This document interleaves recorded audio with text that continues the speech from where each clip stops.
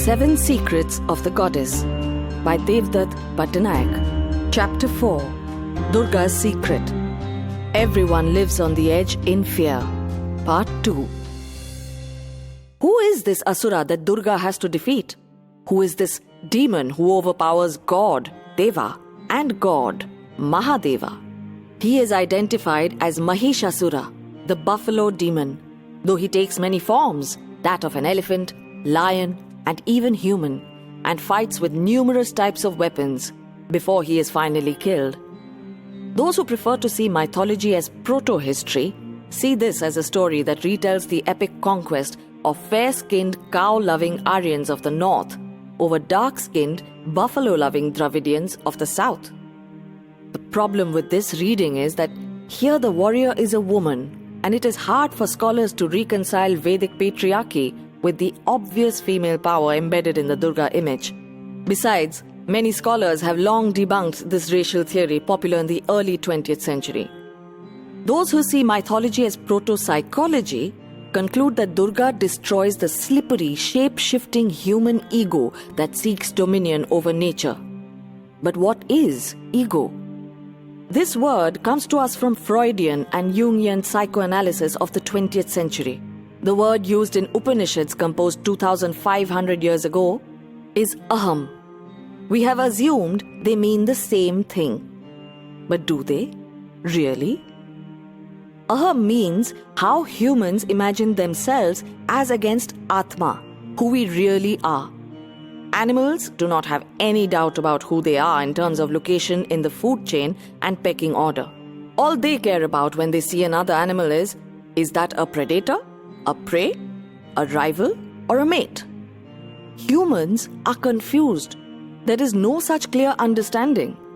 Imagination wipes out all structures, and we are forced into a struggle between our own desires, how we want to imagine ourselves, and social structures imposed upon us by others based on their desires, how others are expected to see us. More often than not, we regress to our animal selves. We want to dominate or be dominated. We want to domesticate others with rules or be domesticated by them. This is Mahisha, the Asura. A Deva then is one who recognizes, like Indra, that there are larger forces at work in the universe, embodied in Brahma, Vishnu, Shiva, and of course, Devi. Mahisha acknowledges Brahma but seeks to triumph over others, and in doing so lies his folly. Mahishasura's defeat is not viewed as submission but as realization. He breaks free from his limited self-indulgent view of the world and internalizes the bigger picture. This is called Uddhar or upliftment. But these are lofty ideas. How are these communicated to simple folk who lived in villages? Our question is presumptuous. We assume that great knowledge cannot come from simple rural folk. We assume that wise Brahmins came up with these ideas and passed them on. But the more one studies Indian rituals and texts, the more one realizes that the wisdom of India comes from simple rural folk, simply articulated in Sanskrit. The Brahmins are scribes, compilers and organizers, not sources of Vedic wisdom. This becomes evident when we look at village rituals associated with the worship of Grama Devi. Today, these practices are seen more in the southern part of India, but there are traces in the north too. They are usually seen in technologically backward rural communities who communicate deep psychological ideas through symbols and rituals rather than words. Unlike Durga, who is associated with the entire universe, the Grama Devi is restricted to her neighborhood. She makes the universal particular. She embodies the settlement. She is Mumba Devi of Mumbai, Chandika of Chandigarh, Kali of Kolkata. Her image is often just a rock that marks either the navel of the village or the periphery. Eyes are painted on the rock to indicate she is sensitive to the condition of villagers. She is shown wearing a nose ring, indicator of her domestication. Her palms are either raised to indicate she offers protection or lowered to indicate she offers bounty. Rarely does she have a body. The village is her body.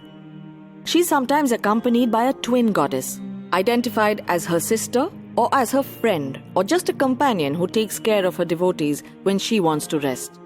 Her attendants are brave men, the Veeras, often with mustaches to emphasize their masculinity, and riding horses in the company of hunting dogs. In South India, the Veera is often a Muslim cavalry officer, indicating close association with village realities. He is the guardian god who forms a complementary pair with the fertility goddess. He protects, she provides. Three things are striking in the worship of Grama Devi. First, the practice of actually sacrificing a buffalo or a male goat or even a rooster to the goddess and mixing her blood with rice and throwing this into fields where crops have just been harvested. Second, the practice of keeping images of Masoba, the buffalo lord, or Pothraj, the buffalo king, alongside Durga, describing him as her attendant and sometimes even her husband, who is then called Bhairav, a form of Shiva. There is at least one Puranic tale where Durga finds a shivling in the throat of the Asura. Third, the practice of mostly male devotees ritually torturing themselves for her pleasure during her festival. They swing from hooks, pierce their tongue, walk on fire, whip, and even bite themselves. In some parts of the Deccan, in Maharashtra, Karnataka, and Andhra Pradesh, the priest who serves the goddess is called Pothraj, and he typically belongs to non-Brahmin communities. At times, the priests dress as women and carry the sacred pot on their head. All this reveals an ambiguous relationship between Durga and the buffalo. Is it only demon or also a god? A villain or also a hero? An abuser or also a husband? Does the buffalo represent the aham of devotees? While in most stories Bhairav comes to the rescue of the goddess, in the story of Vaishno Devi, Bhairav is her abuser. Vaishno Devi's temple is located to the north in Jammu. Unlike other goddesses, she does not demand blood. This is fairly common of Grama Devis of the Jammu and Himachal areas. The story goes that she was Vedavati, who resisted the charms and attentions of many men as she was determined to marry Vishnu. When Bhairav tried to force himself on her, she ran through the hills, hid in caves, and finally transformed into the fiery goddess who beheaded Bhairav and then forgave him after he apologized for his presumptuousness. So, today, those who visit the shrine of Vaishno Devi also visit the shrine of Bhairav. Once her abuser, he is now her guardian. The violence of the tale relinks us with the tale of Shiva beheading Brahma. Ultimately, for culture to happen, domestication has to be voluntary, born of love, not the desire to control. In one of the many stories associated with Bahuchara Mata in Gujarat, a young bride on her way to her husband's house kills herself to save herself from being assaulted by a highway robber. She curses the highway robber that he will only attain liberation from worldly bondage if he castrates himself and serves as her eunuch priestess. In another story, a young bride discovers that her husband, who never comes to her room at night, instead riding out on his horse, is, depending on various versions of this oral tale, a homosexual, or a transgendered person, or a cross-dresser, locally known as Hijra.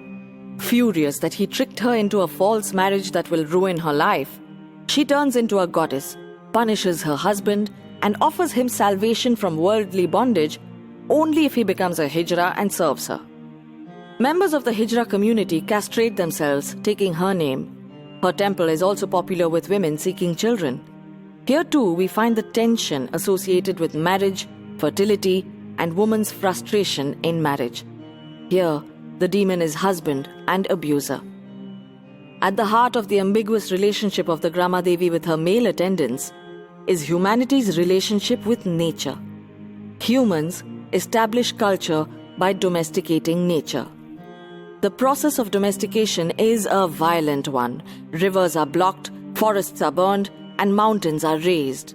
In mythological terms, the mother is violated to create the daughter. And she strikes back in various ways, demanding appeasement. She will not be taken for granted. The buffalo demon, then, is humanity seeking to control nature, who is at once father, brother, and son. He needs to be punished when he crosses the line. But he is also venerated, as he has divinity within him which can be evoked. What is the divinity within man? What is the God who can be awakened? It is the ability to empathize with the world around, with nature and with fellow humans that keeps human cupidity and stupidity in check. Chapter 4. Durga's Secret. Everyone lives on the edge in fear. Part 1. Chapter 4. Shiva's Secret. Withdrawal leads to destruction. Part 2.